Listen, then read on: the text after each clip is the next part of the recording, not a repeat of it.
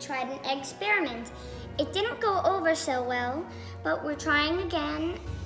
And and this is the book that we used last time. I'm gonna show you the experiment that we did now. It might take a little bit for me to find the experiment, but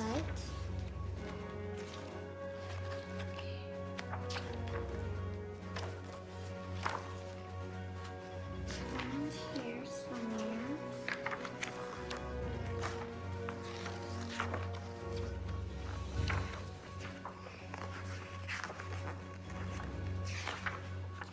I'm gonna find the experiment to show you guys, but it does take a little bit to find it.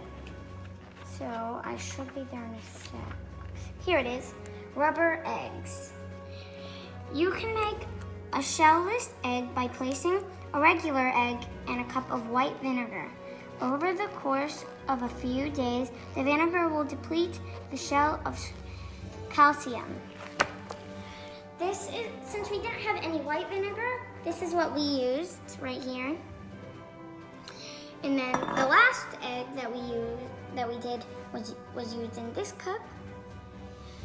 And this holds the egg, and this holds eggs.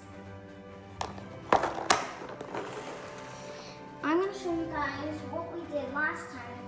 If you saw the last video, this is our egg. Oh, it's getting all rubbery. If you feel the top, there's this thing. The eggshell is coming off. Oh, wait, that's not an eggshell. There must be a leak in the egg or something. Oh, it's getting rubbery. It's all rubbery. So I'm gonna take it out and put it here. I'm gonna show you. I'm gonna take it out. This is my egg. It's all bouncy and rubbery. So it isn't exactly clear, but it's very rubbery. This is my egg.